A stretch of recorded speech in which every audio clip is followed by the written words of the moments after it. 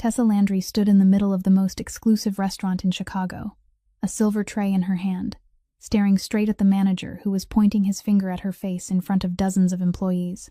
"Get out. You don't belong in this restaurant." She didn't argue. She didn't cry. She set the tray down, untied her apron, and walked out. Behind her, laughter from coworkers who had stolen her tips for months.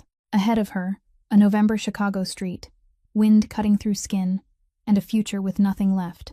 All because she dared to offer a seat to an old woman dressed in worn-out clothes, pour her a warm glass of water, and say, "Take your time, ma'am." But that old woman was no ordinary person. She was Edith Prescott, the woman who built the Prescott Empire from nothing. And her grandson, Holden Prescott, was the most powerful man in Chicago. The man the entire underworld called by just 2 words, the boss. This story is no fairy tale. This is the story of an orphan girl the world kept pushing down, whose kindness reached the heart of a man no one dared to touch. A story of betrayal, traps, kidnapping, and a life nearly lost. But above all, this is a story about dignity. Something no one can buy, and no one can take away. If you believe that human dignity can never be bought or sold, hit the like button for this story. Share this video with someone who needs to hear this message today. And don't forget to subscribe so you never miss our next story. 2 hours earlier, Tessa Landry had walked into her evening shift at the gilded table in shoes with worn-down heels and a smile she practiced putting on every single day. It was the most luxurious restaurant in Chicago, the kind of place where one dinner could cost as much as her entire monthly paycheck. Tessa had worked there for 6 months. 6 months was long enough for her to understand that this place wasn't meant for someone like her. But she needed the money. Every month, she sent part of her wages back to the orphanage where she had grown up, and the rest was just enough to pay rent on her tiny room out in the suburbs. Tessa looked at the shift schedule on the wall. Tonight, she was assigned to serve the VIP section. She had been waiting for this turn all week, because VIP guests tipped more generously. But just as she picked up her tray and prepared to step into the dining room, Denise Carver's voice rang out behind her. "Tessa, you're cleaning the kitchen today." Tessa turned around. "Today is my turn in the VIP section, Denise." Denise didn't even bother to look at her. "Your turn is whatever I say it is. Get into the kitchen." 2 employees standing nearby covered their mouths and laughed. One of them whispered just loudly enough for her to hear, "Let her get used to washing dishes." Tessa tightened her grip on the tray. She wanted to say more, but she knew saying more wouldn't change anything. She set the tray down and walked into the kitchen. Nearly 2 hours later, Tessa had just finished cleaning the kitchen, sweat damp on her forehead, her apron stained with grease. She stepped into the main dining room to get a drink of water when the glass door at the front opened. An old woman walked in. Her coat was old, the shoulders frayed. Her canvas shoes had soles worn thin. Her silver hair was hastily twisted into a bun with a plastic clip. She stood in the middle of that glittering restaurant, small and out of place. The hostess looked up, her face turning cold at once. "Ma'am, our restaurant only serves guests with prior reservations." The old woman smiled gently. "I just want to sit and rest for a little while." Before the hostess could answer, Denise had already walked over, looking the woman up and down.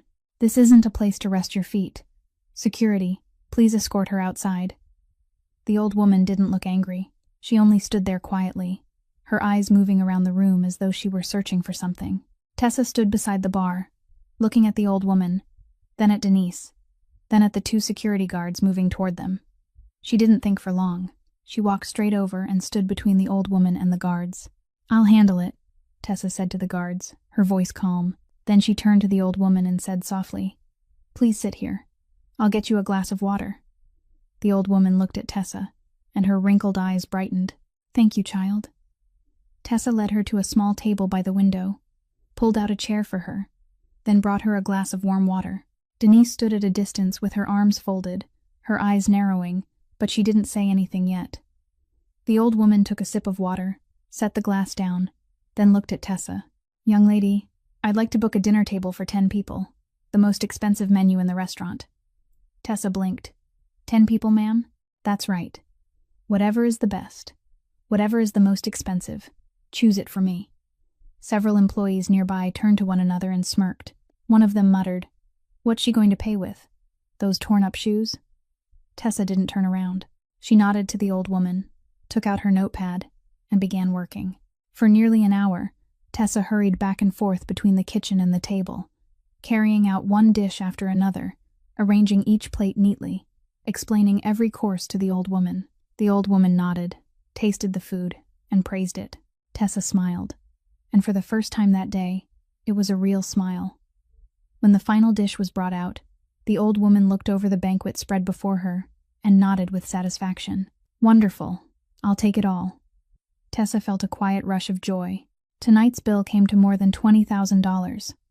This could be the largest tip she had ever received. She brought the bill over and gently placed it in front of the old woman. The old woman looked at the bill, then slowly searched the pockets of her coat. She searched her pants pockets. Then she searched her coat pockets again. Finally, she lifted her head and smiled awkwardly. "Oh, child, I forgot to bring my wallet." The entire restaurant went silent for exactly 1 second, then laughter burst out.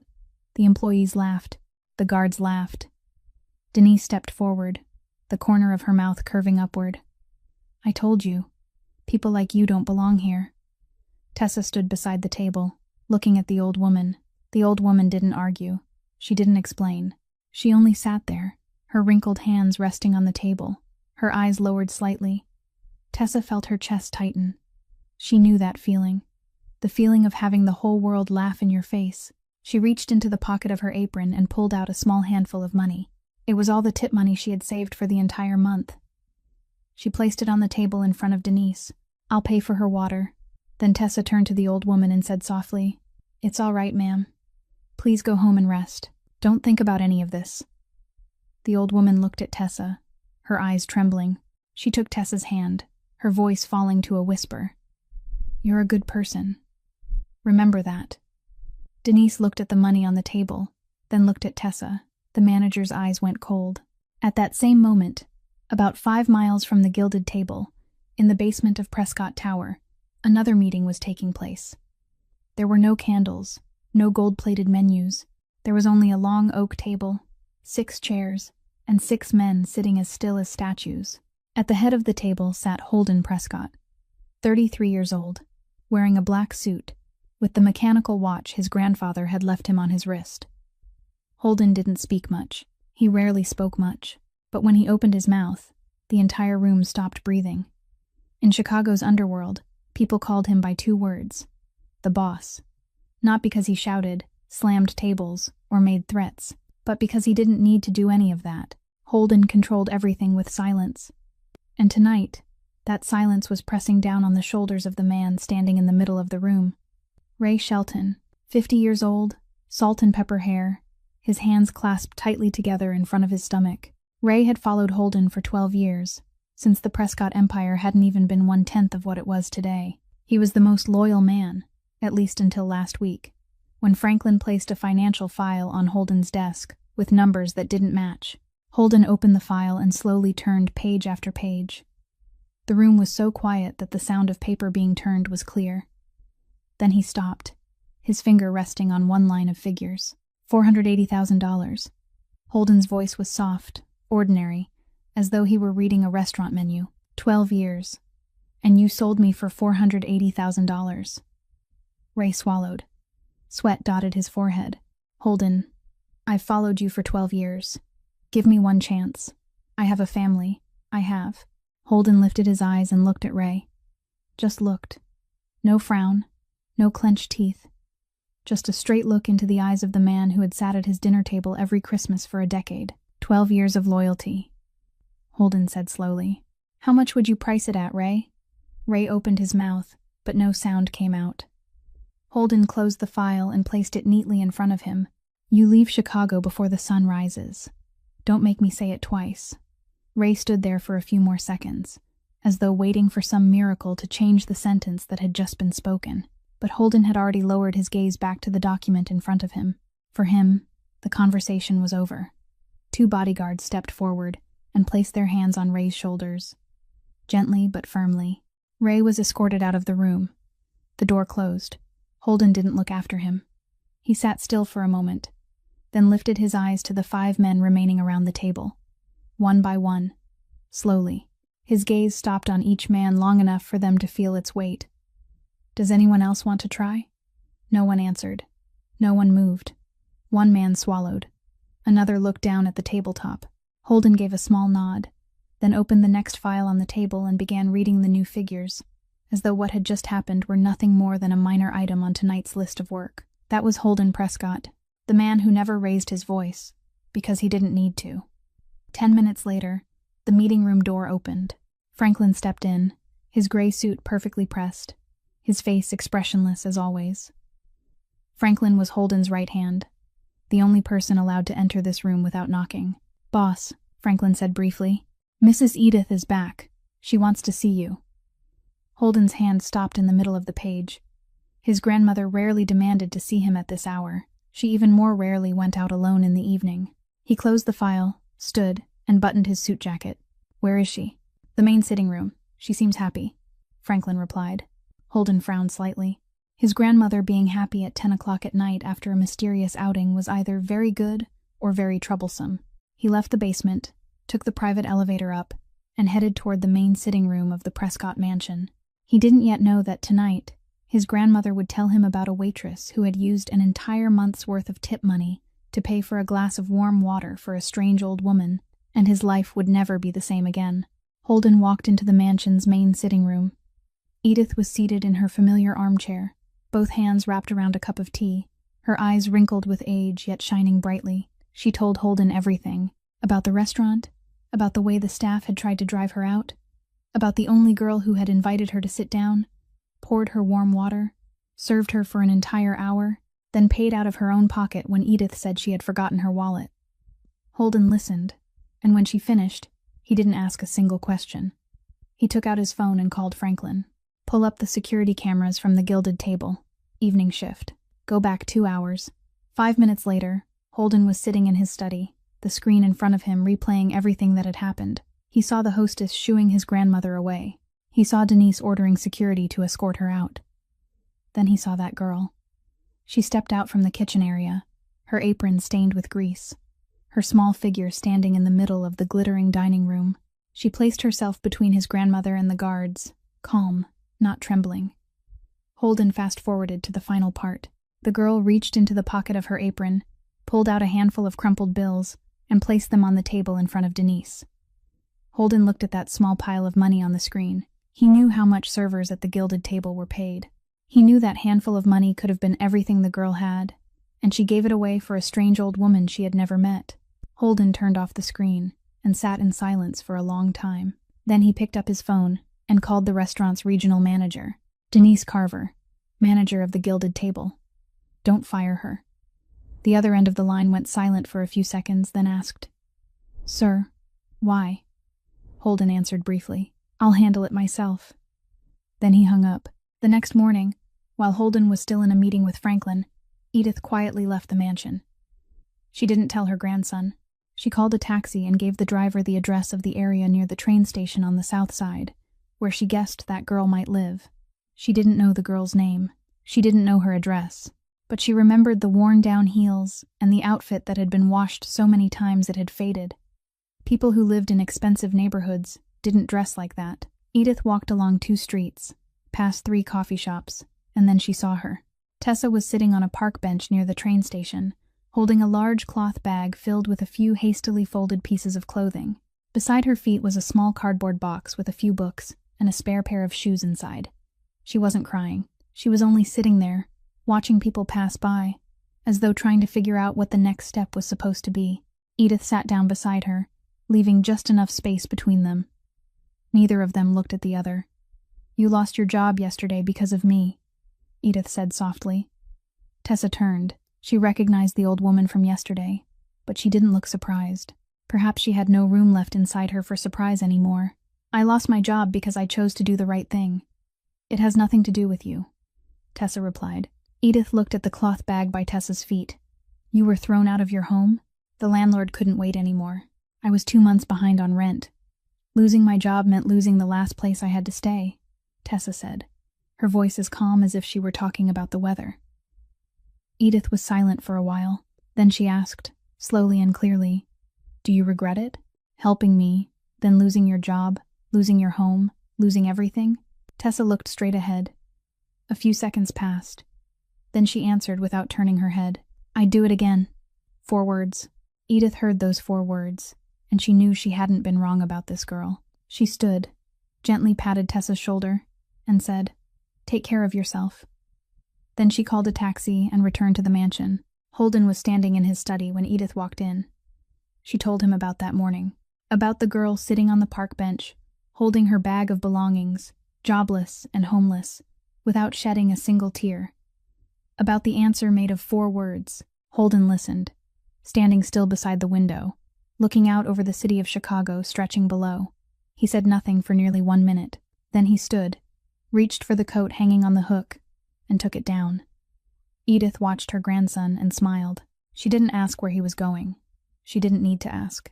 That afternoon, Holden Prescott did something he hadn't done once in all the 10 years he had run the Prescott empire. He went alone.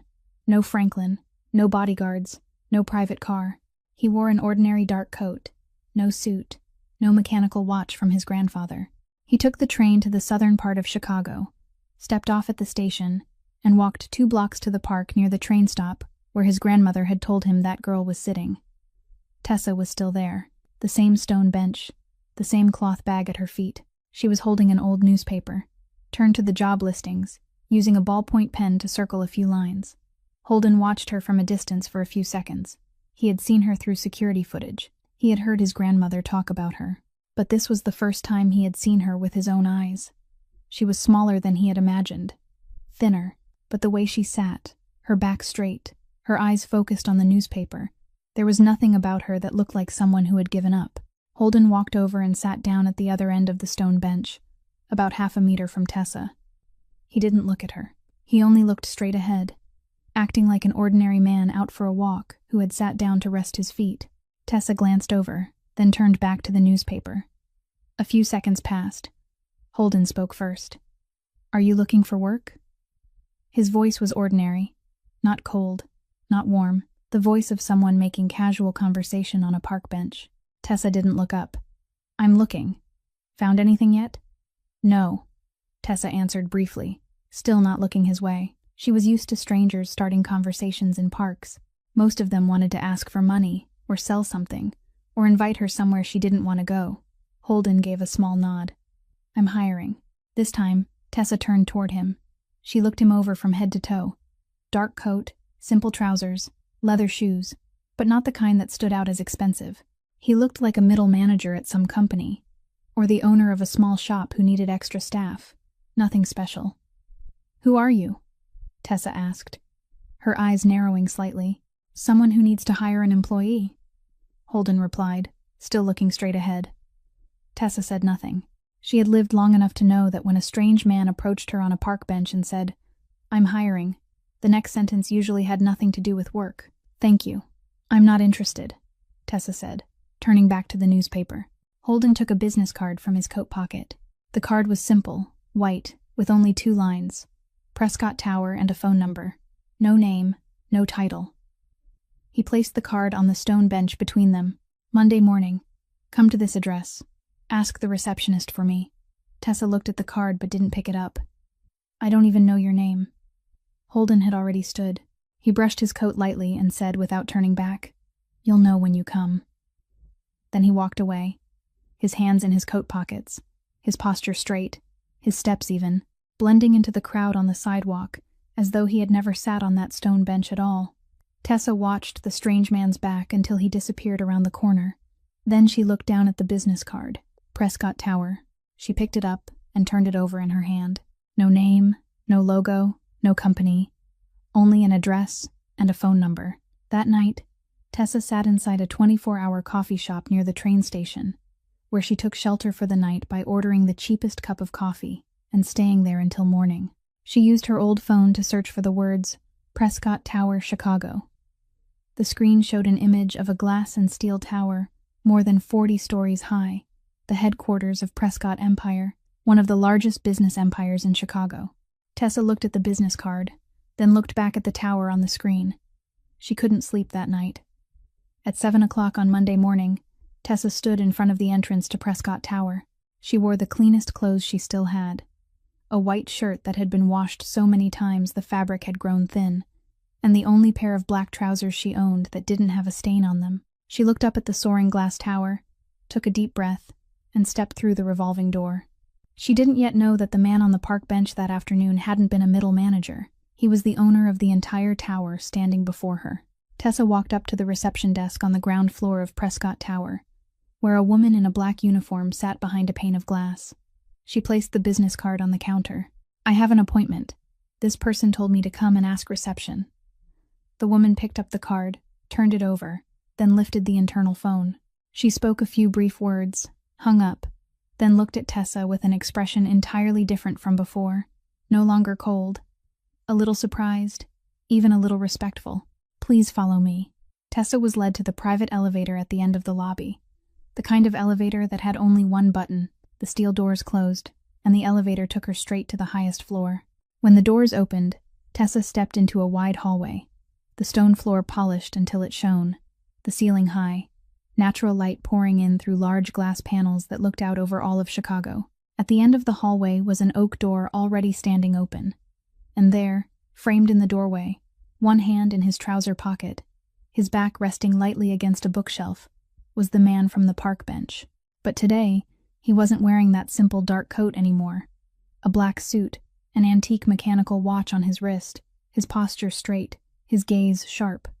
He looked like a completely different man. Tessa stood frozen in the middle of the hallway. She looked at him, looked at the room, then looked at the words Prescott Empire engraved into the wooden panel behind the desk. She understood now. The man who had sat beside her on the park bench, asked if she was looking for work, and handed her a business card with no name on it, was the owner of this entire tower. "You came," Holden said, his voice calm, with no hint of surprise, as if he had known for certain that she would. "Why didn't you tell me who you were?" Tessa asked, her voice not angry, but not pleased either. Holden hadn't had time to answer when a familiar voice came from the armchair in the corner of the room. "Because I told him not to." Tessa turned. Edith was sitting there, a cup of tea in her hand, smiling from ear to ear. The old woman from the restaurant, the old woman from the park bench, now seated in the office on the highest floor of an empire. "You." Tessa couldn't get the word out. Edith set down her teacup, stood, walked over, and took both of Tessa's hands. "I wanted to see whether you would come because of the person, or because of the Prescott name. You came because of a business card from a stranger on a park bench. That's enough." Tessa stood in the middle of the room, her mind spinning. Everything was happening too fast. 2 days ago, she had still been washing dishes in a restaurant kitchen. Yesterday, she had been sitting on a park bench, not knowing where she would sleep that night, and now she was standing on the highest floor of Prescott Tower. Holden walked to the desk, took out an envelope, and placed it in front of Tessa. "Inside this are the keys to an apartment on the 23rd floor of this building, free of charge. Or, if you don't want to stay here, I'll pay your rent for 6 months anywhere you choose. Consider it a loan. Pay it back whenever you can." Tessa looked at the envelope. She didn't touch it. "I don't take money from strangers. I only need a job." Holden looked at her. He had seen many people standing in this room. Partners, enemies, job applicants, people begging for mercy. No one had ever refused anything he offered. Never. "You're turning down a free apartment?" he asked. Not because he hadn't heard her, but because he wanted to make sure he hadn't heard wrong. "I'm turning down anything I didn't earn myself," Tessa replied, her voice not hard, but clear. Holden was silent for a few seconds. Then he gave a slight nod. "Fine. I have an open receptionist position on the ground floor. Standard company salary. You start Tuesday." Edith cut in from behind him. "But while you're waiting for your first paycheck, where will you stay? You have to have somewhere to sleep. Stay with me for now. The guest room in the mansion is large, and I'm there all by myself. Stay with me so I'll have someone to talk to." Tessa looked at Edith. The old woman held her hand, her wrinkled eyes gentle. Tessa wanted to refuse, but she knew she had nowhere to go tonight. She nodded. "Only temporarily. Once I get paid, I'll find my own place." Edith smiled brightly and held Tessa's hand tighter. Holden stood beside the desk, looking at the two of them without saying anything. But the corner of his mouth lifted slightly, so quickly that almost no one would have noticed. That afternoon, Tessa placed her cloth bag in the guest room of the Prescott mansion. She had just finished putting a few pieces of clothing into a drawer when the roar of an engine sounded outside the gate. A red sports car shot through the entrance and braked sharply on the stone driveway. The car door opened, and a woman stepped out. Long brown hair, designer handbag, high heels striking the stone with a cold, sharp sound. Monica Hale walked straight into the mansion as though it belonged to her. She stepped through the front door, saw Tessa standing in the middle of the sitting room, and stopped. Monica's eyes swept Tessa from head to toe. Thin white shirt, wrinkled black trousers, shoes with worn-down heels. Monica gave a mocking smile. "Who let you in here? This is the Prescott Mansion, not a shelter for homeless people." Tessa clenched her hand, but before she could answer, Holden stepped out from the hallway. "Monica." His voice was flat. Monica turned toward him and gave him a sweet smile. "Holden, I came to see you." "Who is this girl?" "She's my grandmother's guest." Monica raised an eyebrow. "Guest? She looks like—" "Monica." Holden cut her off, his voice not raised, but sharp enough to stop Monica in the middle of her sentence. "You're the daughter of my father's old friend." "Nothing more. Don't forget that." Monica stood there, her smile frozen on her lips. She looked at Holden, looked at Tessa, then looked back at Holden again. Her eyes darkened. No one said another word. Monica turned on her heel and walked out, her heels striking the stone floor faster than when she had come in. The engine roared, and the car sped out through the gate. Tessa stood in the sitting room, her heart still beating fast. She looked at Holden. He looked at her, gave a slight nod, then turned and walked away, as though what had just happened wasn't worth saying anything more about. But Tessa knew the look in Monica's eyes when she turned away. It wasn't the look of someone giving up. It was the look of someone making a plan. 3 weeks passed. Tessa Landry arrived at Prescott Tower every morning at 7 o'clock, earlier than any other employee on the ground floor. She sat behind the reception desk, wearing the company's black uniform, her hair tied neatly back, her smile just polite enough for everyone who walked through the doors. No one knew she was staying inside the Prescott mansion. No one knew she had once sat drinking tea with the boss's grandmother. To everyone on the ground floor, Tessa was only the new receptionist, quiet, hard-working, and not the kind of person who caused trouble. She memorized the names of every department head in the building during her first week. By the second week, she could remember the meeting schedules for 3 management floors. By the third week, she knew that the chief financial officer took his coffee as a double espresso with no sugar, and that the head of legal was allergic to peanuts, so the pastries in the conference room must never be ordered wrong. She didn't do those things because anyone asked her to. She did them because that was what she was used to doing. 6 months of waiting tables at the Gilded Table had taught her that remembering small details was the only way to survive when no one really saw you. One Thursday afternoon, the ground floor lobby was quiet when the main doors suddenly flew open. A middle-aged man walked in, his face flushed red, his tie hanging loose, his steps unsteady. He went straight to the reception desk, slammed his hand down on the counter, and slurred, "Call Holden Prescott down here for me, right now." The receptionist sitting beside Tessa pushed her chair back, her eyes wide. 2 security guards standing near the door looked at each other, but neither one stepped forward. He was a major business partner of Prescott Empire. Touching him could cost someone their job. Not touching him could mean letting him tear apart the lobby. He slammed his hand down a second time, harder. "I said call Holden down here. Are you people deaf?" Tessa stood. She stepped out from behind the reception desk and walked straight up to him, no circling around, no backing away. She stopped less than 1 step from him, her back straight, her eyes looking directly into his. "Sir, Mr. Prescott is in a meeting, and he isn't available to receive guests right now." Her voice was calm, clear, and it didn't tremble. The man lunged forward. "Who are you? Do you know who I am?" Tessa didn't move back. "I know who you are. And I also know that there are more than 30 people in this lobby watching you right now. I'm the only person here helping you save face in front of those 30 people." The man froze. His mouth opened, then closed again. He looked around, realizing for the first time that the entire lobby had gone completely silent and was watching him. Employees, visitors, security, all of them were looking. Tessa continued, her voice still soft. "I can schedule an appointment for you tomorrow morning, or I can call a car to take you home so you can rest first. Either choice is yours." The man looked at Tessa. A few seconds passed, then he lowered his hand from the counter, pulled over a nearby sofa chair, and sat down. "Call me a car," he said, his voice much lower now. Tessa nodded, returned to the desk, and picked up the phone to call a car. 10 minutes later, he got into the car and left. No noise. No need for security. The lobby returned to normal. The receptionist sitting beside Tessa looked at her, her eyes still round. "How were you not afraid?" Tessa smiled faintly. "I was afraid." But he was afraid too. He just didn't know what he was afraid of yet.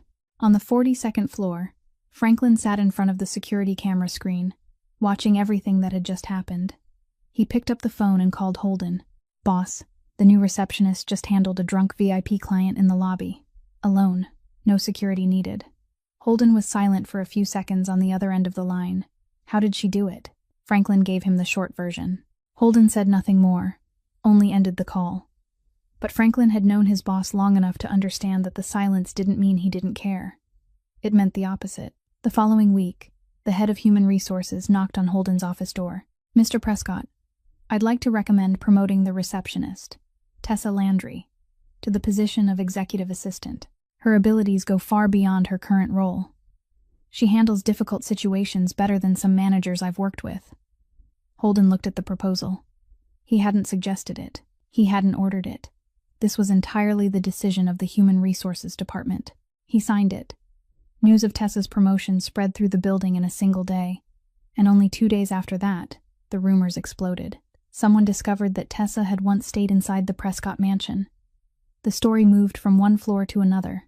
"She lives in the boss's house. She was favored before she ever joined the company. Everyone understands how she climbed up." No one knew that the first anonymous messages planting the seed of that rumor had been sent from a phone in the hands of Monica Hale, the woman who had driven away from the Prescott mansion with eyes that didn't belong to someone who had given up. The same week Tessa was promoted, Holden Prescott was facing a problem far bigger than internal rumors. 2 consecutive shipments had been stopped by federal authorities before they could leave the eastern port of Chicago. The first shipment might have been bad luck. The second was betrayal. Someone inside Prescott Empire was selling information to the outside. Holden didn't call an emergency meeting. He didn't order a loud investigation. He did the opposite.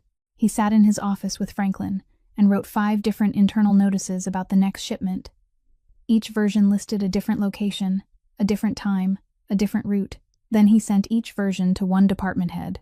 5 people, 5 pieces of information, and only one of them would leak. All he had to do was sit back and wait to see which shipment got stopped.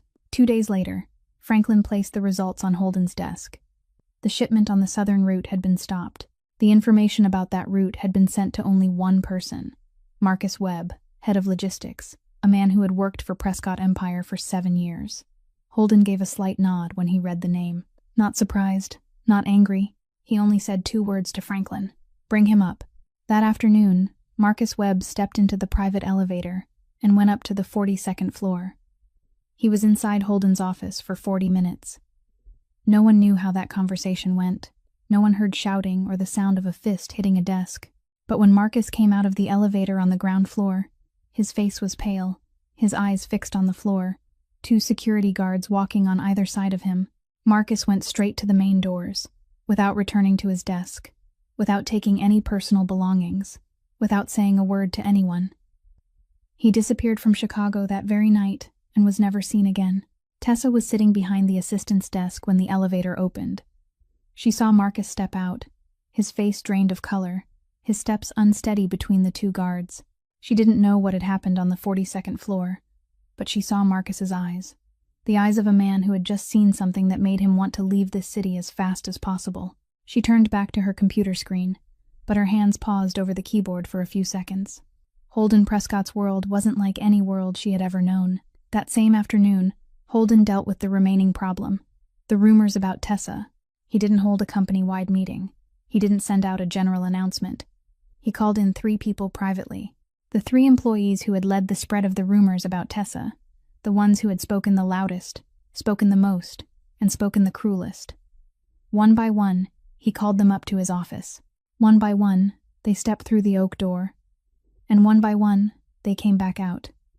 The first came out after 10 minutes, his face ashen, and walked straight back to his desk without looking at anyone. The second came out after 8 minutes, his hands trembling so badly he nearly dropped his employee badge when he swiped at the door. The third came out after 6 minutes, head lowered, moving quickly as though he were running away. From that afternoon on, No one in Prescott Tower mentioned Tessa Landry's name in any conversation that wasn't related to work. No one. But Holden wasn't done. That evening, Franklin placed a short report on his desk. It contained the traced source of the anonymous messages sent to company employees, the first messages that had planted the seeds for the entire wave of rumors. All of them led back to one phone number, Monica Hale's phone number. Holden read the report, folded it closed, and set it down on the desk. Franklin stood waiting for orders. "Do you want me to handle it?" "No," Holden answered, his voice quiet. "She only knows how to spread rumors. She's not dangerous enough for me to bother with." Franklin nodded and stepped out. He never argued with his boss, but if anyone had asked him years later, Franklin would have said this was the only time he thought Holden Prescott had misjudged someone. Monica Hale didn't only know how to spread rumors, she knew how to do things far worse than that, and she was waiting for the right moment. It started with a cup of coffee. Tessa had a habit of making coffee for everyone on the ground floor every evening, before her shift ended. She had done it since her first week there, with no one asking her, no one requiring it of her. She simply saw that people were tired at the end of the day, and a hot cup of coffee didn't take much time. One evening, Tessa brought documents up to the 42nd floor for Holden. She saw that the light in his office was still on. On his desk were 3 stacks of files, 2 phones, and nothing to drink. Tessa went back downstairs, made a cup of black coffee, brought it up, and placed it on his desk. Holden looked up at the cup of coffee, then looked at Tessa. "Do you do this for everyone?" Tessa nodded. "If someone's working late, I bring one." Holden looked at the cup of coffee for another moment, then said, his voice softer than usual, "This is the first time someone has brought me coffee without wanting anything." Tessa didn't answer. She only smiled faintly and walked out. But the next evening, she brought one up again. And the evening after that, without either of them saying it, it became a habit. Every night Holden worked late. Tessa brought coffee upstairs and placed it on his desk. Sometimes she stayed for a few minutes, drinking her own cup beside the glass wall that looked down over Chicago. Sometimes the two of them exchanged a few brief sentences. Sometimes there was only silence, until one night, when Tessa set the coffee down and was about to stand, Holden spoke. "Tessa." She stopped and looked at him. Holden leaned back in his chair, the desk lamp casting light over one half of his face. He looked at her, then looked toward the glass wall, then looked back at her. "I want these evenings to be about more than coffee." Tessa held her own cup of coffee, her fingers tightening slightly around the rim. She didn't answer. She only looked at him, then stood and said softly, "I need time." Then she walked out. Holden watched her until the door closed. He didn't call her back. He knew how to wait. A few days later, Tessa returned to the office at nearly 10 o'clock at night to get a file she had forgotten. The hallway on the 42nd floor was empty, with only a spill of light coming from the small conference room at the end of the corridor. As she walked past, she heard Holden's voice behind the half-closed door. His voice was low, slow, each word clear. "If he doesn't pay within 72 hours, you know what to do." Tessa stopped. She stood there for a few seconds, her hand gripping the file tightly. Then she walked away without looking back. She couldn't sleep that night. The next morning, while Edith was drinking tea in the mansion's sitting room, Tessa sat down beside her. "Mrs. Edith, what does the Prescott family really do?" Edith set her teacup down. She looked at Tessa, not avoiding her eyes, not speaking in circles. "This family was built from darkness, child. But Holden is trying to drag everything into the light. He isn't perfect, but he's the best man this world could have made." Tessa gave a small nod. She didn't ask anything more. That evening, Tessa brought coffee upstairs as usual. She placed the cup on Holden's desk, but this time she didn't sit in the chair by the window. She stood in front of his desk and looked straight into his eyes. "I heard the call last night." Holden didn't react. He looked at her and waited. "I don't need to know everything, but don't ever lie to me." Holden looked at her for a long time. Then he nodded, slowly and firmly. "I promise." Tessa pulled out the chair and sat down beside the window, drinking her own coffee. Chicago stretched below them, millions of lights flickering in the dark. The two of them sat there without saying another word. But from that night on, Tessa was no longer the girl who made coffee for the boss, and Holden was no longer the man sitting alone on the highest floor. She knew who he was. She chose to stay. One morning, about 2 weeks after that coffee night, Tessa carried a tray of tea up to Edith's room, as she did every day. She knocked on the door, but there was no answer. She gently pushed it open and stepped inside. Edith was sitting on the edge of the bed, her left hand clutching her chest, her right hand gripping the bed frame, her breathing heavy and broken. On the floor, a small pill case had rolled away, with pills scattered around the foot of the bed. Tessa set the tea tray down at once, hurried to Edith's side, and knelt to pick up the pill case. She read the name on the label. Nitroglycerin, heart medication. Tessa looked up. Edith was looking at her, her wrinkled eyes wide, filled with pain and fear. But it wasn't the illness she was afraid of. "Don't tell Holden." She gripped Tessa's wrist, her voice a whisper. "He'll lose control. Promise me." Tessa looked at the pill case in her hand, then looked back at Edith. She understood immediately. Edith had heart disease. She had been hiding it from her grandson, and now she was asking Tessa to keep that secret. "I promise," Tessa said softly. Then she picked up each pill from the floor, placed them back into the case, and set it on the nightstand. She helped Edith lie down, pulled the blanket over her, and sat beside her until the old woman's breathing became steady again. From that day on, Tessa took on another task no one knew about. Every morning before going to work, she checked Edith's pill case and counted the pills to make sure she had taken the right dose. She wrote out a medication schedule by hand and taped it to Edith's bedroom wall, the letters large and clear so Edith could read them without her glasses. Every evening when she returned to the mansion, she cooked plain porridge according to the diet she had looked up online for people with heart disease, then brought it up to Edith's room. On the nights Edith couldn't sleep, Tessa sat beside her bed and read aloud to her until she drifted off. No one in the mansion knew. The housekeepers only saw Tessa often going up to Mrs. Edith's room and thought the two of them simply liked talking. Holden was busy with work, coming home late every night, seeing that his grandmother was still healthy, still smiling, still drinking tea. He didn't know that every morning she looked that well because a young woman had been waking up at 6 o'clock to remind her to take her medicine. 3 weeks passed. One night, close to 2 o'clock in the morning, Tessa was lying in her room when she heard a crash from Edith's room, the sound of glass breaking, then a heavy thud. Tessa sprang up, ran into the hallway, and pushed open Edith's door. Edith was lying on the floor beside the overturned nightstand. A water glass shattered across the tile. Her hand was clutching her chest. Her face had turned grayish pale, and her lips were turning blue. Her eyes were open but unfocused, her breathing coming in short, broken bursts. An acute heart attack. Tessa didn't scream.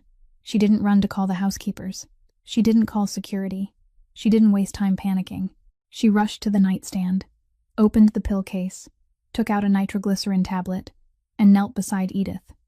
She gently placed the pill under the old woman's tongue. Then, she took out her phone, called emergency services, gave the mansion's address, and clearly described the symptoms. Acute chest pain, female patient, 78 years old, history of heart disease. Her voice trembled, but every word was clear. After hanging up, she turned back to Edith. The old woman was breathing weakly, her eyes beginning to close. Tessa lifted her head and placed it on her lap, holding Edith's face in both hands. "Look at me." Edith opened her eyes slightly. "Breathe in. Slowly. Breathe out." Edith tried to take one short breath. "Good. Keep going, Mrs. Edith. Breathe in. Breathe out. I'm here. I'm not going anywhere." Tessa held her like that for 12 minutes. The longest 12 minutes of her life. She talked non-stop, never pausing, her voice soft and steady, only to keep Edith awake. She told her about the tea she would make the next morning, about the bowl of porridge she would cook, about the book the two of them hadn't finished reading. She said anything she could think of, as long as Edith kept her eyes open, as long as she kept breathing. The ambulance arrived. The paramedics rushed in and placed Edith on a stretcher. Tessa held the old woman's hand and didn't let go, climbing into the ambulance with her. All the way to the hospital, Tessa kept her hand wrapped tightly around Edith's wrinkled one, her fingers squeezing gently every time the heart monitor gave an abnormal beep. Holden received Franklin's call at 2:30 in the morning. He rushed to the hospital, crossed the emergency ward hallway, and pushed open the room door. Edith was lying in bed with an oxygen mask over her face, the heart monitor blinking beside her. And sitting in the plastic chair next to the bed, her back slightly bent, her hand still holding Edith's, was Tessa. Her sleep clothes were wrinkled, her hair was messy, her eyes were red, and dried tears marked her cheeks. But she was still awake, still sitting there, still holding the old woman's hand. The doctor stepped out and looked at Holden. "Are you family?" Holden nodded, his eyes not leaving Edith. The doctor said, "She had an acute myocardial infarction. 5 more minutes and we wouldn't have been able to save her. This young woman saved her life. She gave her the right medication, called emergency services correctly, and kept her conscious the right way. Without her, she wouldn't have made it through tonight." Holden stood in the emergency room, looking at the doctor, then at Tessa. She didn't look up. She was still sitting there, her hand holding Edith's, her eyes lowered to the old woman's wrinkled hand, as if she were afraid that if she let go, Edith would disappear. Holden stepped closer. He pulled over a second plastic chair, placed it beside Tessa, and sat down. Then he did something no one had ever seen Holden Prescott do in front of another person. He reached out and took Tessa's hand, gently, without a word. Tessa felt his hand, warm and steady, closing around hers. She didn't turn toward him. She only squeezed back softly. The two of them sat there, in the emergency room, beneath the cold white neon lights, beside the old woman breathing through an oxygen mask. No candles, no music, no glass wall overlooking Chicago, only the steady sound of the heart monitor and 2 hands holding tightly to each other. That was the moment Holden Prescott knew for certain that the woman sitting beside him wasn't a passerby in his life. She was the one he wanted to keep. Edith Prescott stayed in the hospital for 2 weeks. When she was discharged, the doctor ordered absolute rest. But Edith was not the kind of woman who knew how to sit still. During her very first week back at the mansion, while Tessa was reminding her to take her morning medicine, Edith suddenly took her hand, her voice clearer than ever. "I nearly died, and the person who pulled me back was you.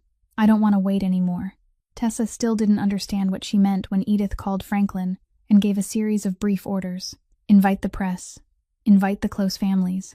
Hold it at the mansion. This weekend. Holden heard the news from Franklin and walked into his grandmother's room. "What are you planning to do?" Edith looked at her grandson and smiled. "What I should have done a long time ago."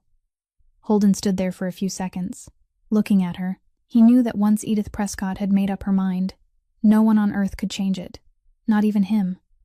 He turned and walked out without saying another word. That weekend afternoon, the Prescott mansion opened its doors to guests. Edith didn't let anything drag on. She rose from her wheelchair, Franklin supporting her on one side, and stepped forward before dozens of camera lenses, her voice slow but ringing clearly. "I invited everyone here today because I want to say one thing. A few weeks ago, I almost left this world. The person who pulled me back was not a doctor, not money, not power. It was a girl named Tessa Landry. She saved my life. She cared for me every day when no one knew I was ill. And today, I want the whole world to know that I want Tessa Landry to become the granddaughter-in-law of the Prescott family." The sitting room went silent for exactly 2 seconds.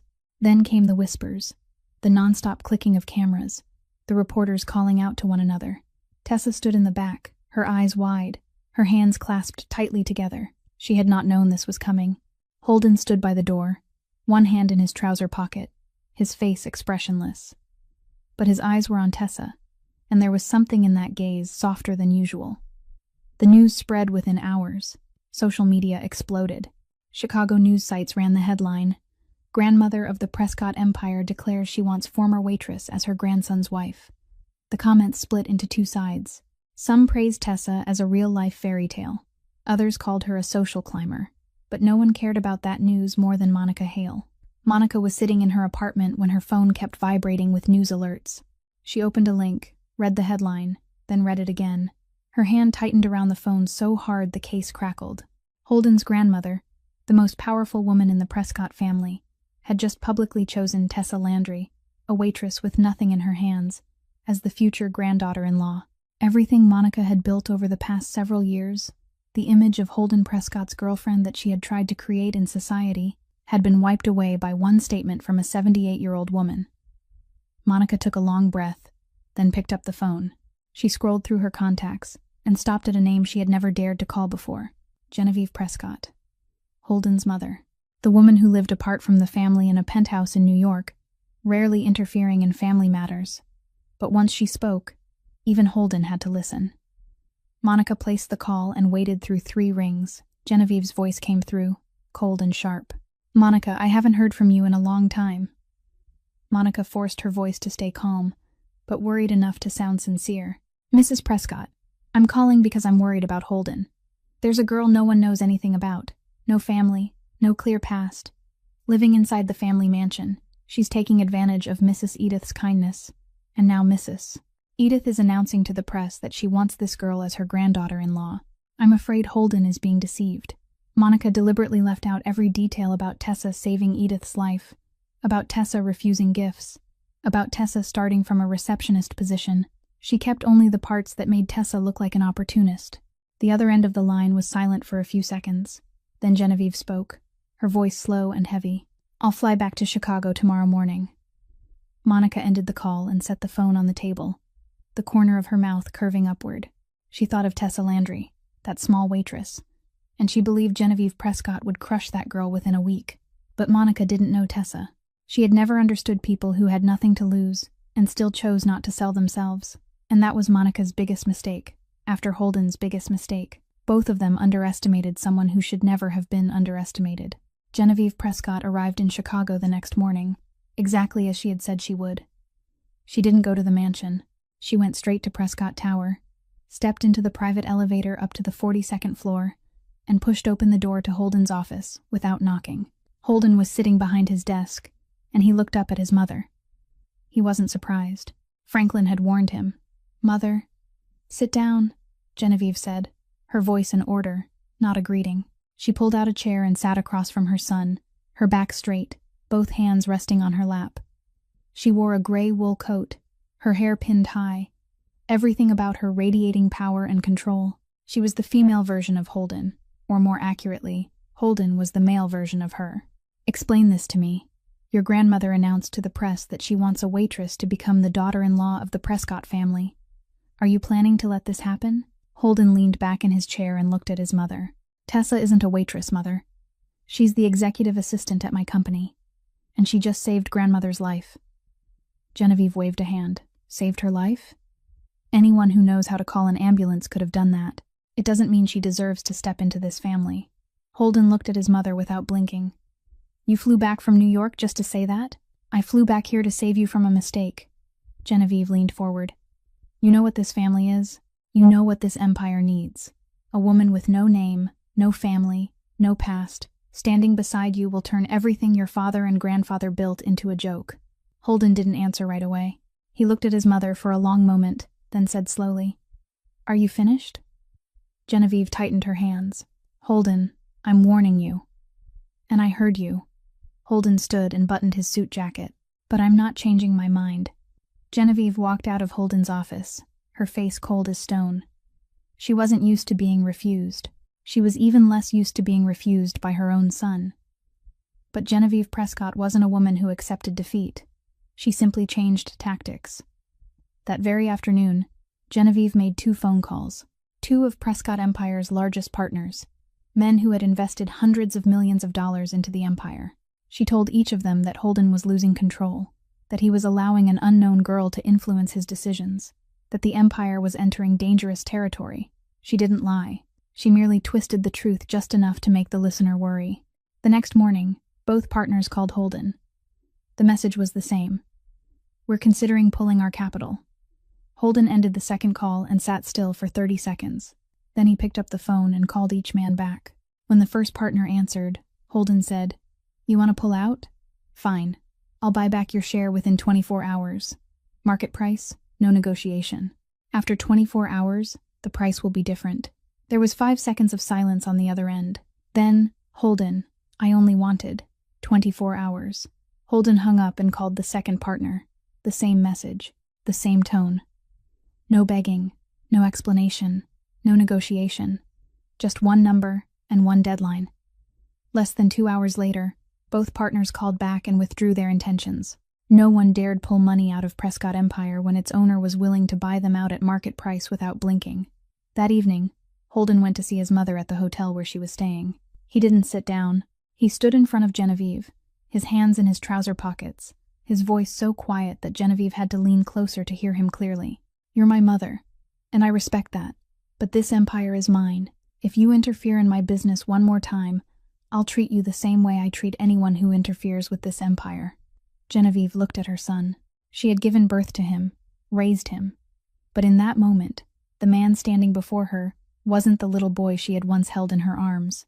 He was Holden Prescott, the boss. She shivered, for the first time in her life. But Genevieve wasn't someone who stopped after one loss. If she couldn't strike Holden, she would strike his weakest point. Tessa. By then, Tessa had moved out into a small apartment she rented herself with her assistant's salary. She wanted independence. She didn't want to keep staying at the mansion while everything was becoming complicated. The apartment was small, one room, in a working-class neighborhood on the west side of Chicago. But it was hers. Until Tuesday morning, when the landlord knocked on her door and said briefly, "The building has been sold to a new owner. You have 3 days to move out." Tessa looked at the landlord. She understood at once. She didn't need anyone to explain who the new owner was. She packed her things into the familiar cloth bag, along with the small cardboard box that held her books. When she carried her belongings out through the building's main entrance, a black car was parked by the curb. The door opened. Genevieve stepped out, wearing her wool coat, her hair pinned high, her eyes cold. She stood in front of Tessa and looked at the cloth bag and cardboard box at her feet. "Do you see now? In this world, money decides everything. You have no money, so you have no place. Leave my son. Everything will be easier for you." Tessa set her bag down on the ground. She looked at Genevieve, not angry, not crying, not pleading. Her voice was calm, every word clear. "You can buy my apartment, but you can't buy my decision." Then Tessa bent down, picked up her bag, tucked the cardboard box under her arm, turned around, and walked away. She didn't look back. Her back was straight, her steps steady, as if she were walking down a road she had chosen long ago, and no one on earth could force her to turn aside. Genevieve stood on the sidewalk, watching the small girl with the cloth bag disappear at the end of the street. For the first time in her life, Genevieve Prescott opened her mouth and had nothing to say. She stood there for a few more seconds, then got into the car. She flew back to New York that afternoon, returned to her penthouse, and didn't call Holden again. Not yet. Tessa found a new apartment in 2 days. It was smaller than the last one, on the 5th floor with no elevator, in a South Side Chicago neighborhood, but it was clean and had enough room for a bed, a small table, and that familiar cloth bag. She paid the first month's rent with half a month's salary as an assistant. She didn't tell Holden about Genevieve buying the building and forcing her out. She didn't tell anyone. She simply moved and kept working. But there was one person who knew exactly where Tessa was. 3 days after Tessa moved into the new apartment, a knock sounded at the door in the evening. Tessa opened it. Monica Hale stood in the hallway, holding a thick brown envelope in one hand, her mouth smiling while her eyes stayed cold. "May I come in?" Monica asked, her voice falsely sweet. Without waiting for an answer, she stepped through the doorway, looked around the small apartment, then sat down on the only chair beside the table. Tessa stood by the door, her hand still resting on the knob. She didn't close it. "I came so we could talk woman to woman." Monica placed the envelope on the table and pushed it toward Tessa. "No Holden, no grandmother, just you and me." Tessa looked at the envelope but didn't touch it. "What do you want, Monica?" Monica leaned forward, her expression shifting from sweetness to seriousness. "Do you know who the man you're in love with is? Who he really is?" She tapped a finger against the envelope. Inside are photographs, documents, evidence of what Prescott Empire really does behind those suits and that glass tower. "He isn't a businessman, Tessa. He's the leader of Chicago's underworld." Monica leaned back in the chair and crossed her arms. "If you don't leave, I'll send all of this to the press. Every news site in Chicago will run it. You'll be dragged into the mud with him. Your career, your life, all of it will be destroyed." Tessa looked at the envelope on the table. Then she looked at Monica. She didn't pick it up. She didn't open it to see. She only reached out and pushed the envelope back toward Monica, gently, with just the tips of her fingers. "I know who Holden is." Monica blinked. The smile disappeared. "What did you say?" "I know who Holden is," Tessa repeated, her voice calm. "I don't need you to show me evidence. I know where this family came from. I know what his world is like." I asked, and I was given the truth. Monica stood up, her eyes wide. "You know, and you're still staying? You know what he is, and you're still choosing to stand beside him?" Tessa stepped away from the door, walked to the table, picked up the envelope, and placed it in Monica's hand. Then she returned to the open door, stood beside it, and looked straight into Monica's eyes. You look at Holden and only see a wallet. I look at Holden and see a human being. That's the difference between you and me, and that's why he'll never choose you. Monica stood in the middle of the room, clutching the envelope. Her face flushed red. She wanted to say something else, wanted to shout, wanted to threaten, but there wasn't a single sentence in her mind that could break the calm on Tessa Landry's face. Get out of my home, Tessa said, her voice neither rising nor falling, only clear and final, like a door being shut. Monica walked out.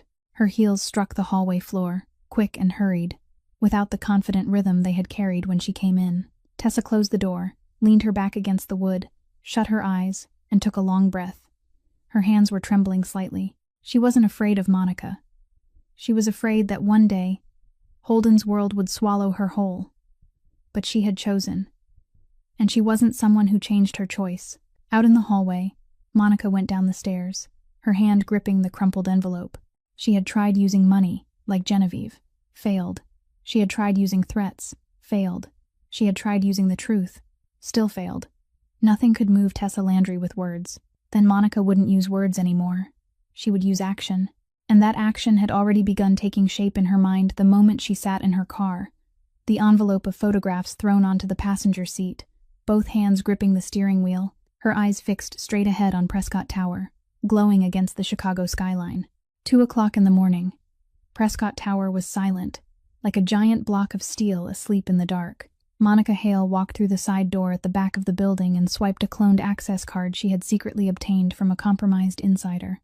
She knew the layout of the security system from the time when her father was still a partner of the Prescott family, allowing her to slip past the night guards. The green light blinked, and the door opened. Monica stepped inside, took the stairs down to the basement, and entered the document storage room. She knew exactly which drawer held the confidential files because she had come in and out of this building hundreds of times over the past several years. She pulled out a thick file, slipped it into her handbag, then took the elevator to Tessa's floor. Tessa's desk sat right beside the window, neat and orderly, with only a pen cup and a small photograph on it. Monica opened the second drawer, tucked the file inside, and pushed it shut again. She walked out, took the stairs down, swiped her card at the side door, and disappeared into the Chicago night. The entire process took less than 20 minutes. The next morning, Tessa arrived at Prescott Tower at 7 o'clock, as she did every day. She stepped out of the elevator on the floor where she worked, and immediately felt that something was wrong. 4 security guards were standing near her desk, and 2 men in suits she had never seen before were speaking with the head of security. Franklin stood nearby, his face expressionless, but his eyes turned to her the moment she came out of the elevator. Miss Landry. The head of security stepped forward. We received a report that confidential documents were moved from the storage room last night. A preliminary check shows that the documents are currently in your desk drawer. Tessa looked at him. Then she looked over at her desk, where a security guard was standing beside the open drawer, and inside it was a thick file she had never seen in her life. She understood at once. She didn't know who had done it, but she knew what was happening. The head of security looked at her, waiting for a reaction. The guards stood around her. Employees at other desks lifted their heads and whispered.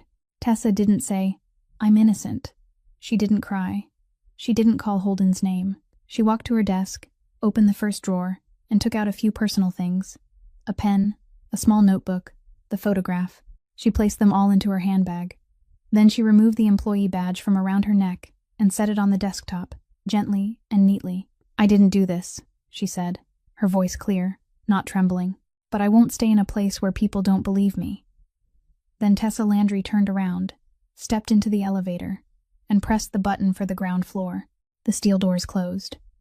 No one stopped her. No one called after her. She walked out of Prescott Tower and along the Chicago street in the morning, losing everything she had just built for the 3rd time in her life. But this time, she hadn't only lost a job and a home. She had lost Holden, too. At the Prescott mansion, the news that Tessa had left reached Edith before Holden even knew. A housekeeper happened to mention, "Miss Tessa doesn't seem to be coming to the company anymore." Edith was drinking tea, and her hand stopped in midair. Where did the child go? No one could answer. Edith set the teacup down, stood, walked into the hallway, and called Tessa's name. There was no answer. She opened the door to Tessa's room, The bed was neatly folded, the closet was empty, and there was no cloth bag anywhere. Edith stood in the middle of the empty room, both hands hanging at her sides, her wrinkled eyes blinking. The girl was gone. From that day on, Edith changed. She didn't smile anymore. She sat in her room all day, skipped meals, and forgot to take her medicine. Without Tessa reminding her every morning, the pill case sat untouched on the nightstand, the pills not decreasing. Without Tessa cooking porridge every evening, she took a few careless bites and pushed the plate away. The housekeepers didn't know her medication schedule. They didn't know which pill was supposed to be taken before meals and which one after. They only realized she had heart disease when she began struggling to breathe on the third day. Holden learned that Edith had been hospitalized for the second time while he was sitting in his office, reviewing the basement security footage from the night of the incident, trying to find out exactly how the documents had been planted. He rushed to the mansion. The private doctor was examining Edith. Holden stepped into her room and saw her lying in bed, her face gray, her breathing heavy. His eyes dropped to the nightstand. The pill case was still full. Then he looked at the wall. A handwritten note was taped above the head of the bed, the letters round and neat. Morning, white pill before eating. Noon, pink pill after eating. Night, yellow pill before sleep. Tessa's handwriting. Holden stared at that note for a long time. A very long time. Then he turned to the housekeeper standing by the door. Who has been taking care of her all this time? The housekeeper looked down. Miss Tessa, sir. Every day. She reminded Mrs. Edith to take her medicine, cooked porridge for her, stayed up late to watch over her while she slept. She didn't tell anyone. She said, Mrs. Edith didn't want you to worry. Holden stood in the middle of the room, looking at the pill case that was still full, looking at the handwritten note, looking at his grandmother breathing with difficulty in bed. The girl he had let walk away had been keeping his grandmother alive for months, and he hadn't known. Holden stepped out into the hallway, leaned his back against the wall, and closed his eyes. I underestimated Monica, thinking she was only a nuisance. I didn't think she would dare to breach our security system. I was wrong. He opened his eyes, took out his phone, and called Franklin. The basement cameras from that night. Find it for me. Find it now. It took Franklin less than 1 hour to find what Holden needed. The basement camera had recorded everything clearly. At 2:47 in the morning, a woman swiped her card at the side door, took the stairs down to the storage room, removed the documents, went up to Tessa's floor, opened her desk drawer, slipped them inside, then left. The woman's face was perfectly clear under the hallway lights. Monica Hale. Holden watched the footage twice. The first time to confirm it, the second time to remember it. Then he turned off the screen and sat still in his office for a long while. Franklin stood waiting. Do you want me to send this video to the police? Holden shook his head. Call Monica. Tell her I want to see her at the mansion this afternoon. Tell her I want to thank her for helping uncover the document incident. Franklin looked at his boss. He didn't ask why. He had worked with Holden long enough to know that when Holden invited someone over to thank them, it was not a thank you. At 3 o'clock in the afternoon, Monica walked into the Prescott mansion, her high heels striking the familiar stone floor. She wore a black dress, her hair was sleekly brushed, and a smug smile rested on her lips. In her mind, everything was perfect. Tessa had been thrown out. Tessa had left. And now, Holden wanted to see her to thank her. Perhaps he had finally realized who truly deserved to stand beside him. Holden stood in the sitting room beside the liquor cabinet. He poured 2 glasses of whiskey, turned around, and handed one to Monica. Sit down. Monica sat in the chair, crossed her legs, and took a sip of whiskey. She smiled. Holden, I'm glad you called me here. I know what happened with Tessa disappointed you, but I told you from the beginning she wasn't the right person for. Monica. Holden cut her off, his voice gentle, as though he were asking about the weather. What time did you go into the storage room that night? The glass in Monica's hand stopped in midair. The smile on her lips froze. Her eyes blinked quickly, once, then twice. What? I don't understand what you're talking about. Holden set his own glass down on the table, slowly. 2:47 in the morning. The backside door. You swiped a cloned card, thinking you could trick our digital logging system. You went down to the basement, entered the storage room, took confidential documents, then went up to Tessa's floor, opened her desk drawer, and planted them inside. Holden looked straight into Monica's eyes. The basement camera recorded it very clearly, Monica. Every step. Every second. The glass in Monica's hand began to tremble. She set it on the table, her fingers clumsy, whiskey spilling across the glass surface. She stood and looked toward the door. Franklin had been standing there for some time. 2 bodyguards stood on either side, arms folded in front of their chests, faces expressionless. The door was closed. Monica turned back to Holden. He had already stood, buttoned his suit jacket, and was walking slowly toward her. Not hurried, not angry, just calm in a way that was terrifying. "You know the Prescott family's rule for traitors." His voice was low and quiet, each word falling into the still air of the room. Monica stepped back until her back touched the wall behind her. She had nowhere left to go. Her eyes reddened, and her voice began to break. "Holden, I did everything because I love you. Don't you understand? I've been beside you for years. I waited for you. I did everything to be worthy of you, and you chose a waitress instead of me?"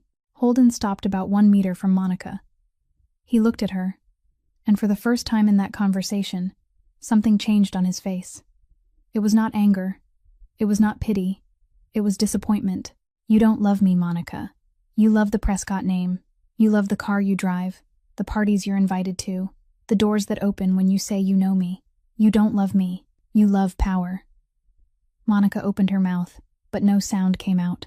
"As for Tessa," Holden continued, his voice still quiet, but every word heavy as lead, "she doesn't love power. She loves a man when she knows exactly who he is, knows exactly how dark his world is, and still chooses to stay. She refused a free apartment, refused money, refused to bow before my mother, and refused your threats too. Do you know why? Because she doesn't need anything from me, and that is something you'll never understand." Holden turned to Franklin and gave a slight nod. "Take her out. Blacklist her from the system. Ban Monica Hale from stepping into any Prescott Empire property. From today on, this name no longer exists in our system." Franklin stepped forward. The 2 bodyguards opened the door. Monica looked at Holden one last time, her eyes red, her lips pressed tightly together, but no tears fell. She was not someone who knew how to truly cry. She walked out of the mansion for the last time, her heels striking the stone floor, each step farther than the one before, until the iron gate closed behind her. Holden stood in the sitting room, looking at the unfinished glass of whiskey Monica had left on the table, a lipstick stain still marked on the rim. He picked it up, poured the whiskey down the sink, then dropped the glass into the trash. He took out his phone and called Franklin. "Now find Tessa for me."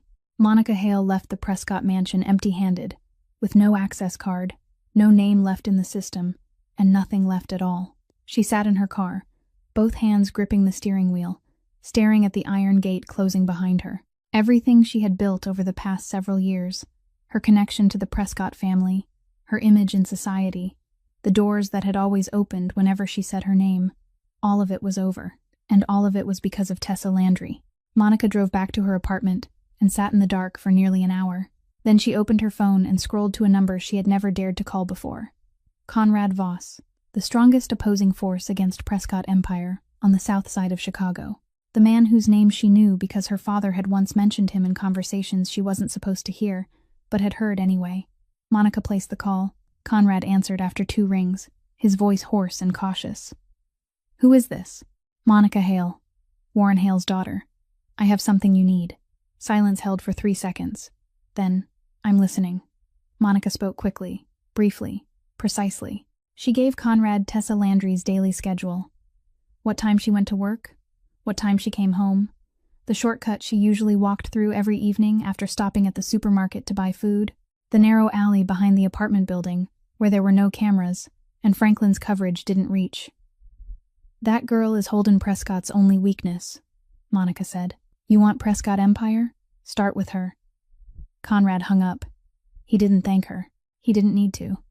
2 days later, at 6 o'clock in the evening, Tessa was walking back from the supermarket to her new apartment. She was carrying a small bag of groceries, taking the shortcut through the alley behind the apartment building, as she did every day. The alley was narrow, with high walls on both sides and a flickering streetlight at the far end. She was halfway through when a black car rolled forward and blocked the way ahead. The doors opened. 2 men stepped out and walked straight toward her. Tessa stepped back and turned around, but behind her, a second car had already blocked the other exit. She was trapped between them. Everything happened in less than 15 seconds.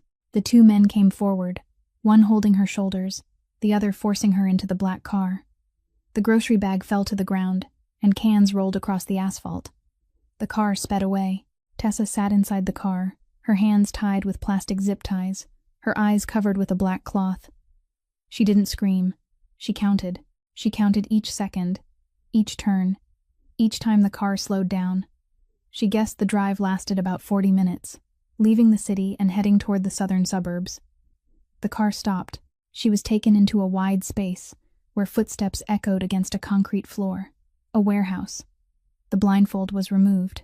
Tessa looked around. An abandoned warehouse, an old wooden table, 2 plastic chairs, and 1 ceiling bulb. 2 guards stood near the main door. At that moment, Holden Prescott was sitting in the car with Franklin, on the way to find Tessa after the order he had given once he exposed Monica. His phone rang. "Unknown number," he answered. "Holden Prescott." Conrad Voss's voice came slowly through the line. "I have the thing you care about most. The girl named Tessa. She's with me. If you want her back, sign over the 3 southern port zones." Holden sat still in the car, phone in his hand, eyes fixed straight ahead. He didn't shout. He didn't break anything. He didn't ask, "Is she hurt?" He said only 3 words, "I understand." Then he hung up. He turned to Franklin. "Activate the entire southern network. Track the call location. I need to know where she is within 4 hours." Franklin made call after call. 4 hours later, they identified the warehouse in the suburbs, an abandoned industrial district 40 minutes from downtown Chicago. Holden called his own people. He didn't call the police. Inside the warehouse, Tessa didn't sit still and wait. As soon as the 2 guards turned to speak to each other, she began moving her wrists back and forth, rubbing the zip ties against the edge of the wooden table behind her. The plastic cut into her skin, sharp and burning, but she didn't stop. She kept rubbing, steadily, patiently. 5 minutes, 10 minutes, 15 minutes. The tie began to loosen. Tessa pulled one hand free, then the other. She looked around. The light switch was on the wall to the right, 3 steps away from her. The wooden table she had just used to cut the ties was right beside her. She drew in a breath, gathered her strength, and shoved the table into the switch on the wall. The crash rang out. The switch flipped. The ceiling bulb went dark, and the warehouse sank into complete darkness. The 2 guards shouted, stumbling blindly in the dark. Tessa had memorized the position of the back door from the moment they brought her in. She ran. Her feet struck the concrete floor, her breathing hard, her hands reaching in the dark for the doorframe. She touched the metal bar of the back door, shoved hard, and streetlight spilled in. She stepped outside, ran 3 more steps, then crashed into someone walking in from the outside. Tessa looked up. Holden stood in front of her. Black coat, sharp eyes, and behind him were Franklin and 3 more men. Holden looked at her, looked at the broken plastic ties hanging from her wrists, then looked into her eyes. She wasn't crying. She was breathing hard, her hair messy, her hands scraped, but her eyes were clear. He took her hand and gently pulled her behind him, leaving Franklin and his men to handle the inside. Conrad Voss stepped out through the main warehouse door when he saw car lights flooding the entire lot. He looked around and understood at once. Holden's men had surrounded the whole warehouse. Black cars covered all 4 sides. No way out. Holden stepped forward, Tessa standing behind him. He looked at Conrad, his voice calm. "She has nothing to do with our business." Conrad curled his mouth. "She became involved the moment you loved her." Holden gave a slight nod, as if agreeing with an interesting observation. "True. And that's exactly why you should be afraid. Because anyone who touches her will lose far more than 3 port zones." Holden glanced at the watch on his wrist. "You have 60 seconds to leave." Conrad looked around, counted the cars, counted the men, and once he finished counting, he knew he had lost. He stepped back, raised both hands, and ordered his people to retreat. Conrad's cars left the lot first. Holden's cars left afterward. Tessa sat in the car beside Holden, silent through the first 10 minutes. Her hands rested in her lap, the scrapes around her wrists red under the car light. Then she spoke, her voice so calm that Holden had to turn and look at her. "I don't need you to save me, but I'm glad you came." Holden looked at her. Then he smiled. Not the controlled smile, not the polite smile, not the smile he used in boardrooms or in front of enemies. A real smile, the smile of a man who had just found the thing he feared losing most, and had discovered that thing didn't need him to save it. It could save itself. The car crossed the bridge, heading back toward downtown Chicago, the city lights gradually appearing ahead. Holden reached over and took Tessa's scraped hand. She squeezed back softly. Neither of them said another word. There was no need. News of the kidnapping spread through Chicago's business circles within only a few hours. No one knew the details, but everyone knew enough. An opposing force had dared to strike directly at the person closest to Holden Prescott, and that meant the Prescott empire was being challenged. The next morning, the two largest investors in Prescott Empire called Franklin with the same message. "We need to see Holden immediately. We're considering pulling our capital." Franklin reported it to Holden. Holden sat in his office, and in front of him was a map of Conrad Voss's entire business network on the south side of Chicago, which Franklin had compiled overnight. He was planning to wipe Conrad out, not with bullets, but with something far more painful: money. He had no time for investors. Tessa stood by the office door. She heard Franklin report the two calls. She looked at Holden and saw him frown, his hand still resting on the map of Conrad's network. He had to choose between two fronts: deal with Conrad before the man could strike back, or keep the investors in place before their withdrawal caused panic across the entire empire. Tessa stepped into the room. "Let me." Holden looked up. "You handle Conrad. I'll handle the investors." Holden looked at her. He had never let anyone besides Franklin handle something important, but he looked into Tessa's eyes, the same eyes that had stayed clear and awake in that pitch-black warehouse 24 hours earlier, and he knew she wasn't saying it lightly. "Are you sure? I don't know the underworld, but I know how to talk to people who are afraid." Holden was silent for 3 seconds. Then he picked up the phone, called each investor, and said briefly, "My representative will meet with you this afternoon. She speaks for me." He hung up. Then he looked at Tessa and gave a slight nod. That same afternoon, 2 fronts opened at the same time. Tessa sat in the conference room on the 42nd floor, facing the 2 investors. 2 older men, gray suits, tense faces. They had come out of respect for Holden, but when they saw a young woman sitting across from them instead of the head of Prescott Empire, they couldn't hide their doubt. "Who are you?" the first man asked. "I'm Tessa Landry. Mr. Prescott has authorized me." "Can you explain what's happening?" the second man asked, his voice heavy. Tessa didn't speak in circles. "I'm not going to pretend everything is fine. You're right to be concerned. But I'm not asking you to stay. I'm asking for 72 hours. After 72 hours, if you still want to withdraw, Prescott Empire will buy back your shares at market price. Not 1 day late." The 2 investors looked at each other. They had prepared for a long negotiation, for promises and vague explanations. They hadn't prepared for a young woman to look them straight in the eye and tell the truth without begging. 72 hours? The first man asked again. 72 hours, Tessa nodded.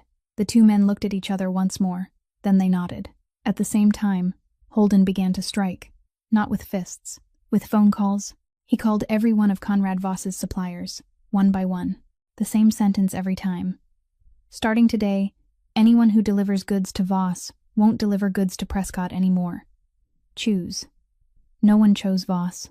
Prescott Empire held 60% of the northern market. Losing Prescott meant losing more than half their revenue. On the second day, Franklin contacted the 3 banks where Conrad had loans.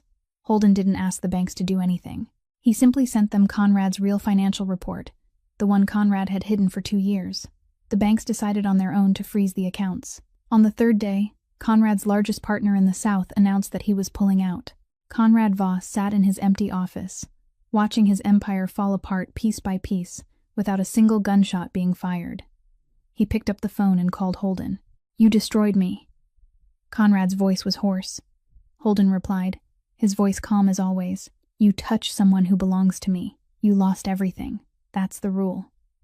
Conrad Voss left Chicago that weekend.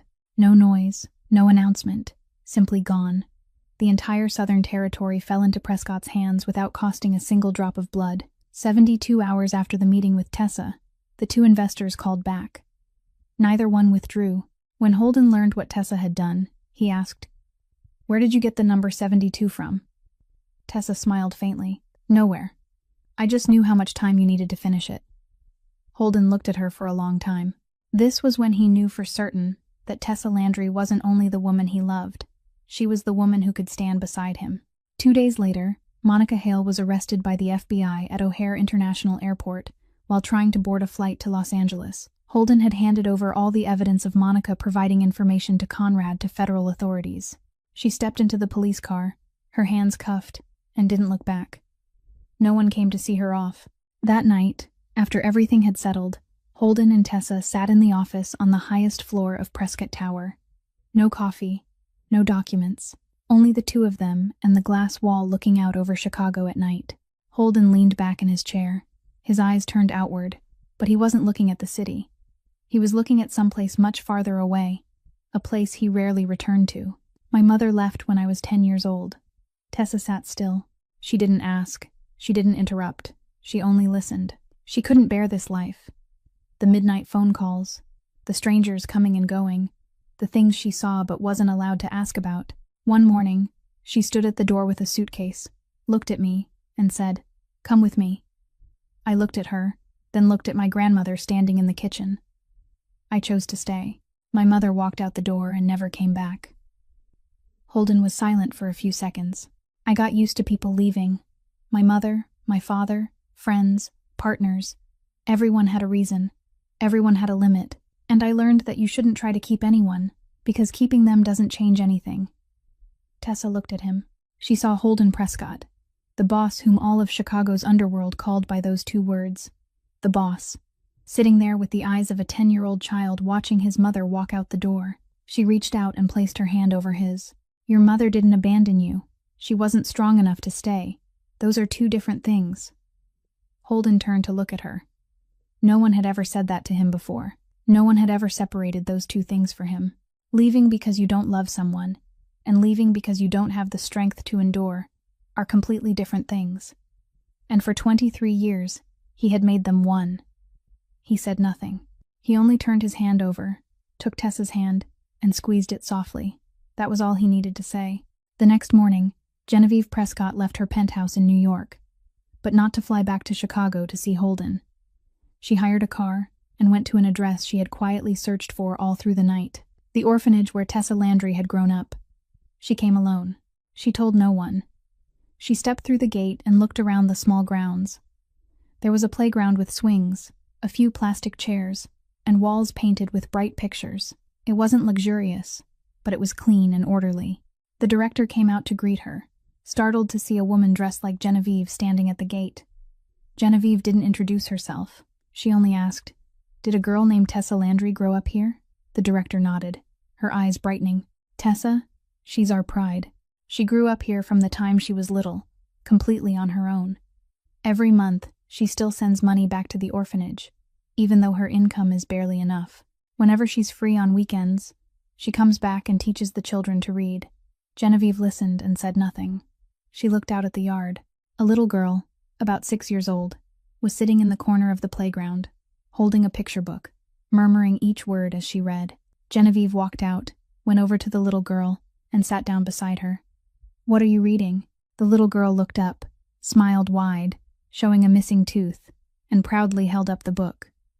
"A book Sister Tessa gave me. Sister Tessa said that if I know how to read, I'll have the whole world as my friend." Genevieve looked at the child. That radiant smile, those clear eyes, the book held tightly in her hands. And she saw Holden's shadow. Holden from years ago, 10 years old, sitting alone inside that vast mansion after his mother left, with only books for friends, with only his grandmother as family, the child before her and her son, 2 different worlds, but the same absence. And Tessa, the girl she had looked down on, had done for these children what Genevieve had failed to do for her own son. She had stayed with them. Genevieve stood, thanked the director, and walked out through the gate. She didn't cry at the orphanage. She cried in the car, on the way back to the hotel, alone. That evening, Genevieve called Tessa. Tessa came to meet her at the hotel, stunned to see Genevieve waiting for her in the lobby, not with the cold face from before, but with red eyes and slightly trembling hands. Genevieve stood, walked toward her, and took both of Tessa's hands. For the first time, she touched her, not to pressure her, not to threaten her, but to hold on to her. "My son was once a child like the children in that orphanage. His mother left, his father was busy, and he grew up with his grandmother and books. And you did what I couldn't do. You stayed with the children who needed you. You stayed with Holden's grandmother when she needed you. You stayed with Holden when he needed you. Genevieve stopped, her voice choking. I was wrong about you, and I'm sorry. Tessa looked at the woman in front of her, the woman who had bought her apartment building to force her out, the woman who had called her a nobody, now standing there, holding her hands and crying. Tessa gently squeezed her hands and nodded. She said nothing. She didn't need to. 1 week later, Holden took Tessa to a place she never expected. The car stopped in front of the Gilded Table, the most luxurious restaurant in Chicago, the place where she had once washed dishes, had once had her tip stolen, had once been fired because she dared to invite an old woman to sit at a table. Tessa looked at the restaurant sign through the car window, her heart beating fast. Why are we here? Holden opened the car door for her. Come in. They stepped inside.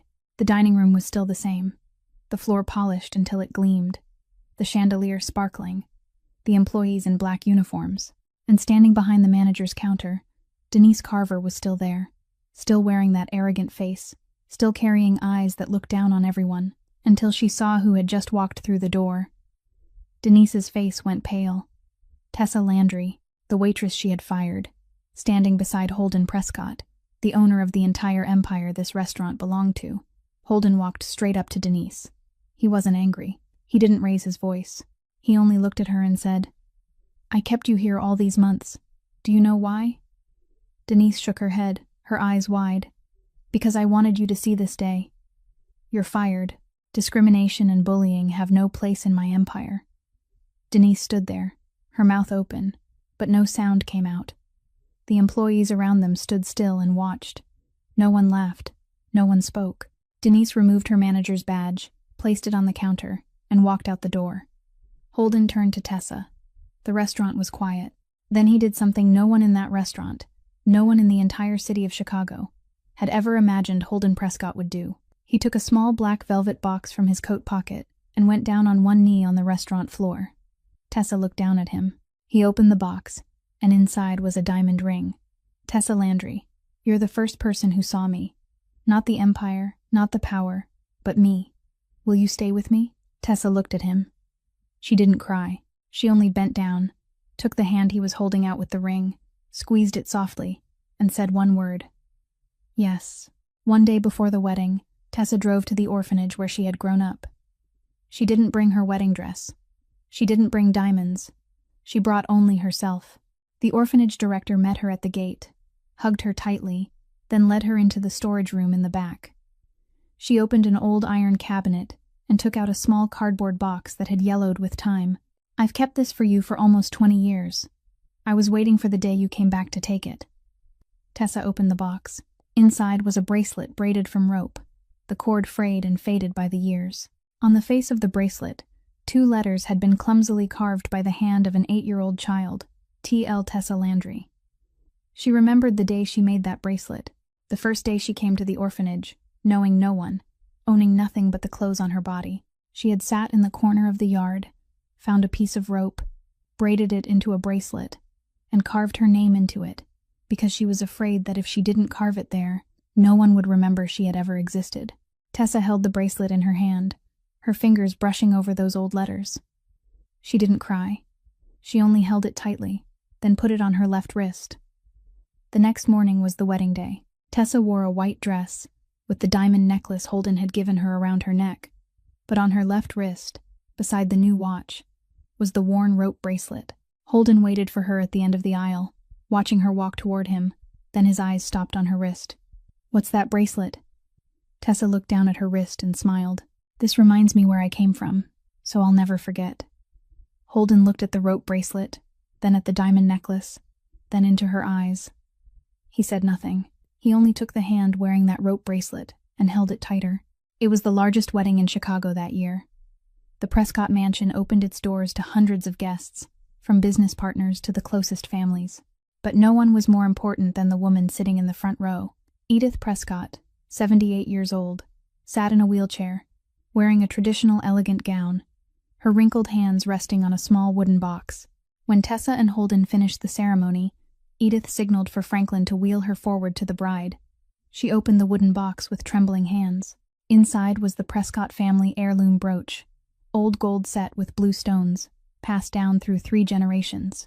"This brooch belongs to the woman who carries the Prescott family legacy," Edith said, her voice weak but clear with every word. "And today, I give it to you."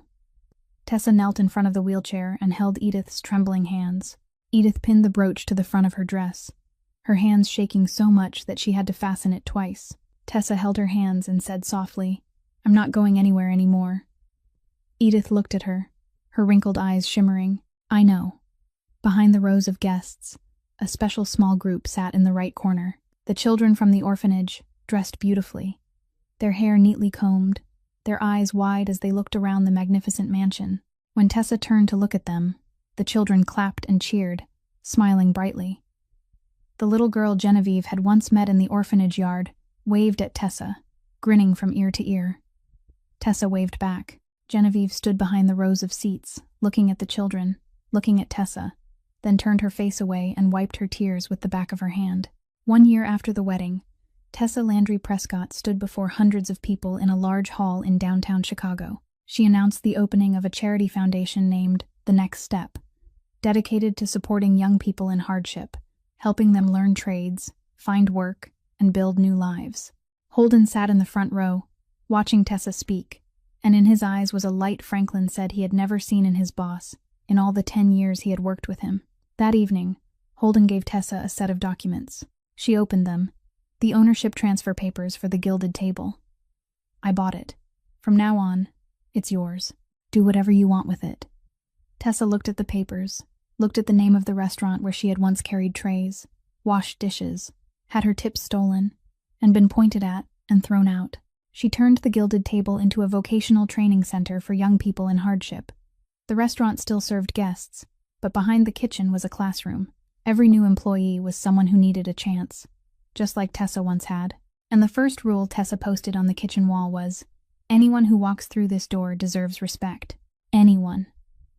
One afternoon, Tessa stood in the middle of that restaurant, watching the young trainees learning, laughing, and serving guests with real smiles.